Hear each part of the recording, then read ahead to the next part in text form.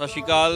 ਤੁਸੀਂ ਦੇਖ ਰਹੇ ਹੋ ਸਾਡਾ ਟੀਵੀ USA ਤੇ ਇੱਥੇ ਜਦੋਂ ਕਿਸਾਨੀ ਸੰਘਰਸ਼ ਚੱਲ ਰਿਹਾ, ਬਾਮ ਸੇਫ ਨੇ ਵੀ ਹੁਣ ਮੋਰਚਾ ਸੰਭਾਲ ਲਿਆ ਹੈ। ਬਾਮ ਸੇਫ ਜਿਹੜਾ ਕਿ ਵਾਮਨ ਮੇਸ਼ਰਾਮ ਮੁਖੀ ਨੇ ਇਹਨਾਂ ਦੇ, ਤੇ ਇਹ ਹੁਣ ਇੱਥੇ ਮੋਰਚੇ 'ਚ ਆ ਗਏ ਨੇ ਤੇ ਇਹਨਾਂ ਨੇ ਹਮਾਇਤ ਕੀਤੀ ਹੈ ਮੋਰਚੇ ਦੀ। ਸੋ ਗੱਲਬਾਤ ਕਰਨ ਦੀ ਕੋਸ਼ਿਸ਼ ਕਰਾਂਗੇ ਇਹਨਾਂ ਦੇ ਨਾਲ ਕਿ ਜੋ ਇਹ ਇੱਥੇ ਮੋਰਚੇ ਦੇ ਵਿੱਚ ਆਏ ਨੇ, ਕੀ ਇਹਨਾਂ ਦਾ ਮੋਰਚੇ ਬਾਰੇ ਕਹਿਣਾ। ਸਭ ਤੋਂ ਪਹਿਲਾਂ ਤਾਂ ਜੀ ਤੁਹਾਡਾ ਸਵਾਗਤ ਹੈ ਸਾਡੇ टीवी ਤੇ। ਸਤਿ ਸ਼੍ਰੀ ਅਕਾਲ।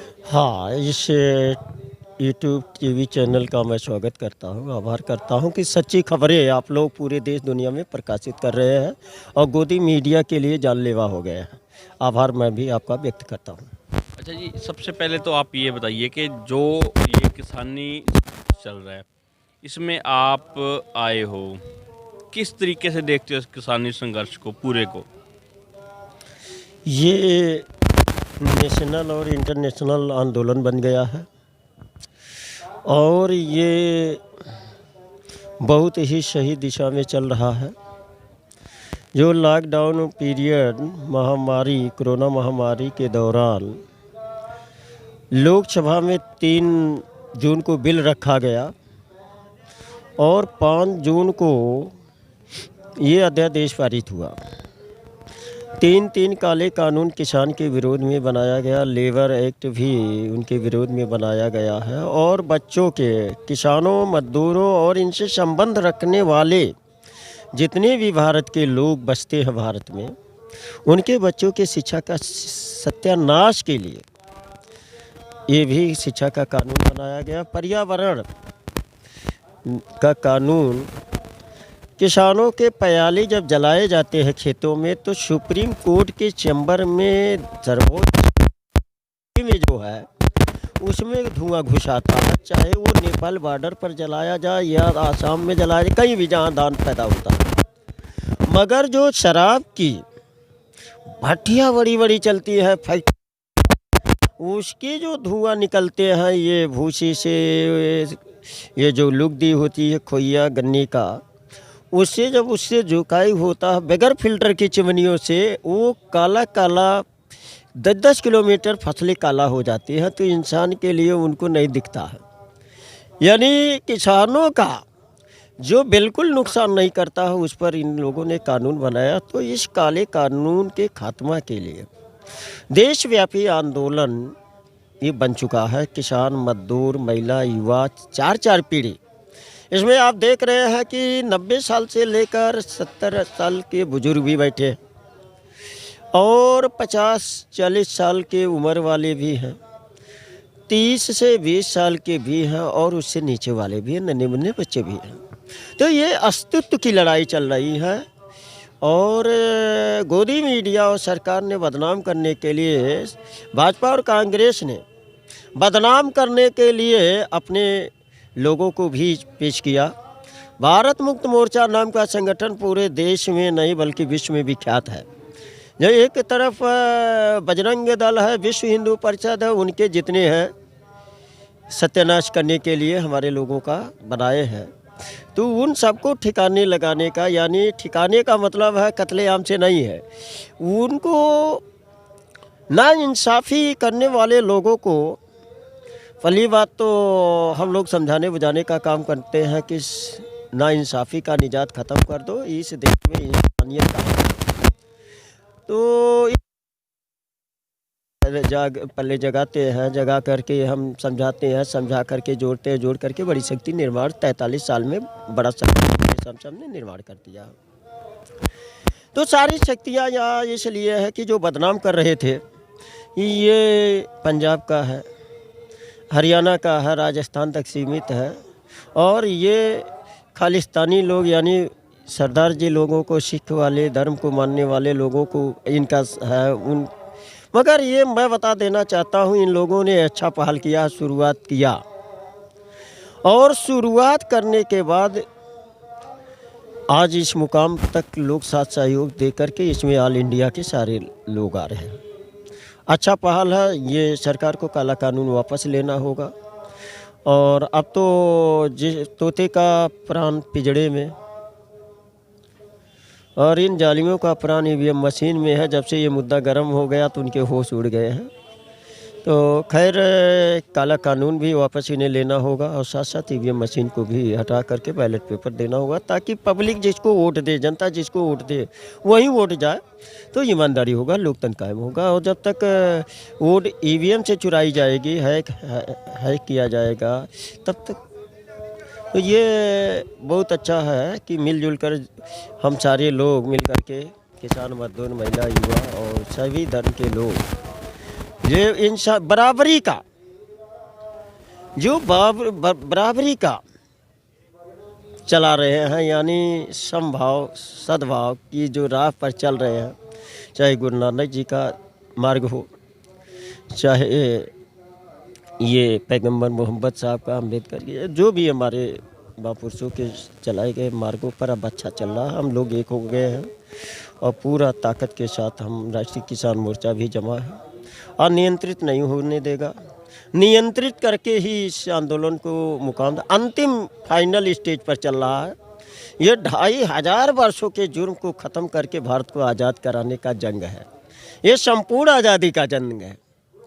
अंग्रेज चले गए, उसके पहले 1857 में मुग़ल चले गए, 15 अगस्त देश आज़ाद नहीं हुआ। देश पर जो अंग्रेज़ों और मुग़लों से पहले आए हुए थे उन्हीं का राज चल रहा, वो जुर्मी धाते हैं, तो उनके सारे निजात का खात्मा हो जाएगा। तो ये यकीन है कि हम लोग पूरा, मुझे यकीन है, भरोसा है कि हम युद्ध जीतेंगे, हारेंगे नहीं। अच्छा जी, जो सरकार है, जो गोदी मीडिया है, बोलता है कि किसानों ने रोडें बंद कर रखी हैं, लेकिन जो रोडें असल में बंद की हुई हैं वो सरकार ने हैं। या हमारे पीछे बैरिकेड लगे हुए हैं या फोर्सेस लगी हुई हैं, तो जो रोड बंद करने का काम है ये तो सरकार कर रही है, लेकिन गोदी मीडिया है या सरकार है, किया जा रहा है कि किसान रोड पे आके बैठ गए हैं, उन्होंने रोड बंद कर दी है। इसके बारे में आपका क्या कहना है? ये फंडामेंटल राइट है। जब सरकार अनियंत्रित हो जाए, सरकार पीड़ा दे, सरकार अपने नाज में आ जाए, तो जन आंदोलन, जन क्रांति करने का सबको अधिकार है। यहाँ का जो किसान मजदूर जो आंदोलन चल रहा है, सेफ चल रहा है। कोई भी एम्बुलेंस को मैंने नहीं देखा कि रोका गया, पीड़ित बीमार लोग रोके गए। सरकार पर दबाव बनाने के लिए लोग दिल्ली जा रहे थे, अपनी बात कहने के लिए जा रहे, तो सरकार बैरिकेडिंग लगा करके रोक रखा।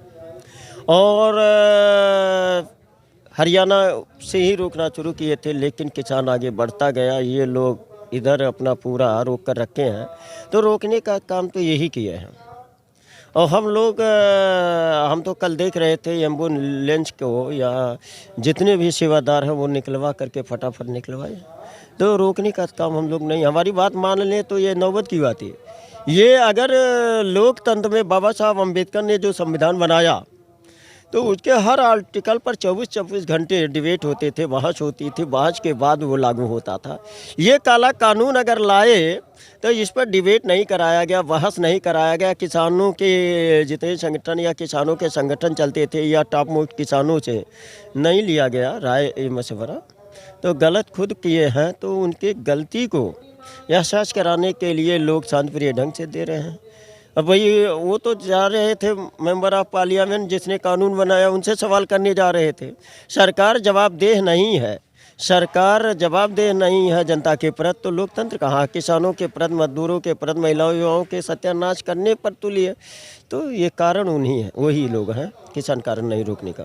अच्छा जी, एक आज तक जब से ये संघर्ष चल रहा है, तकरीबन 50 से ऊपर मौतें जो किसान भाइयों की हो चुकी है, और सरकार की तरफ से कोई भी बयान जारी नहीं किया गया है या कोई भी राहत का काम नहीं किया गया है, उसके बारे में आप क्या कहना चाहोगे?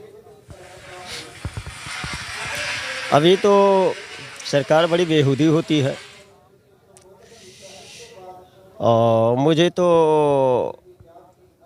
ये गोली अभी नहीं मरवाई है, लेकिन इसके पहले चाहे 10 सितंबर 1992 का कल्याण सिंह बीजेपी की गवर्नमेंट रही हो, रामकोला कुशीनगर डिस्ट्रिक्ट में है, बिहार बॉर्डर पर, उत्तर प्रदेश का। वहाँ किसानों का गन्ना बकाया मूल था, वो लोग आंदोलित थे। सिंगल रोड था, वहाँ जाम किए, वहाँ सरकार ने गोली मरवाई, दो मौतें हुई। एक पड़ोही अनुसूचित जाति के थे और दूसरे जमींदार मियाँ थे, उनको गोली लगी, मौत हो गई। बकाया तो नहीं दिया लेकिन मौत लिया। फिर मैं 2002 उत्तर प्रदेश का ही मुंडरवा चीनी मिल बस्ती में, वहाँ गन्ना बकाया मिल पर था और वहाँ आंदोलन टिकैत जी थे। तब टिकैत जी के जवानी का मामला है, जिंदा थे, उनके बैनर पर हो रहा था। नहीं दिया, 4-5 दिन के बाद आंदोलन थोड़ा बेहद रूप लेता गया तो गोली चलवा दिया गया। वहाँ भी 3 किसान मारे गए थे। मैं बता देना चाहता हूँ, शिवराज सिंह की चौहान की सरकार थी मध्य प्रदेश में, मंदसौर की जो घटना झकझोर देने वाली है, कर्ज माफ़ी के नाम पर आंदोलन हुए, वहाँ 6 जाने गए।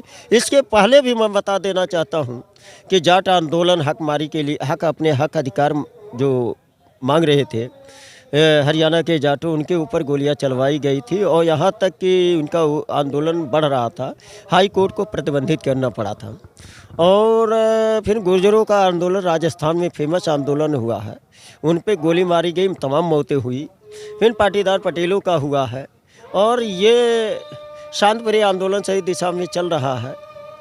तो अभी तो गोली नहीं है, शहीद हमारे कुछ मौत से ठंडी से मर गए हैं। और बाबा राम सिंह ने पीड़ा नहीं देख पाए किसानों का, खुद गोली मार करके वो अपना रहना मुनासिब नहीं समझे, उन्होंने ऐसा किया, पॉइजनिंग भी की एक आध किसान। तो सीधे सीधे जिम्मेदार सरकार है।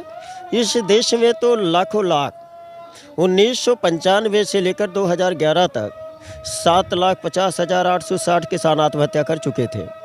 और ये सारी मौतें जो है हुई हैं, वो सत्ता की क्रूरता और नृशंस हत्या है। ये सरकार के द्वारा सामूहिक नरसंहार कराया जा रहा, जो भी ये हुआ है सरकार का सामूहिक नरसंहार कराया गया है। गोली नहीं मारा, लेकिन सरकार की ही बेहूदी की वजह से नरसंहार हो गया है ये। अच्छा, आपको क्या लगता है जो ये संघर्ष चल रहा है, इसको फेल करने के लिए सरकार क्या क्या प्रोपेगेंडा कर सकती है? सरकार ये वर्दीधारियों के भेष में जो आरएसएस के कैडराइज हैं, पाले गए लोग हैं, उनको भी भेज करके उपद्रव करा सकती है और पगड़ी बंधवा करके सिखों के रूप में और ऐसे रूप में ये मैं भी बदनाम करने के लिए वो अपना उतार सकती है। लेकिन यहाँ नज़रिया पैनी नज़रिया वाले लोग हैं, नज़रिया पैनी नज़रिया, यानी दुनिया का सबसे बेहतर रडार भी लगा है एक प्रकार से, वो सब पर पैनी नज़र घुसने नहीं देगा। वो चाहेंगे, लेकिन बाम से भारत मुक्त मोर्चा का एंट्री हो जाने की वजह से आंदोलन सेफ हो गया। सो दोस्तों, ਭਾਰਤੀ ਮੁਕਤੀ ਮੋਰਚਾ ਦੇ ਜਿਹੜੇ ਲੀਡਰ ਨੇ ਉਹ ਸਾਡੇ ਨਾਲ ਗੱਲਬਾਤ ਕਰ ਰਹੇ ਸੀ। ਇਹਨਾਂ ਦਾ ਕਹਿਣਾ ਹੈ ਕਿ ਸੰਘਰਸ਼ ਤਾਂ ਲੱਗਣਗੀਆਂ ਤੇ ਫੇਲ ਕਰਨ ਦੀ ਕੋਸ਼ਿਸ਼ ਵੀ ਕਰਨਗੀਆਂ। ਕੈਮਰਾਮੈਨ ਮਨਪ੍ਰੀਤ ਸਿੰਘ ਦੇ ਨਾਲ ਬਲਕਰਨ ਸਿੰਘ ਡੱਬ ਵਾਲੀ, ਸਿੰਘੂ ਬਾਰਡਰ, ਦਿੱਲੀ।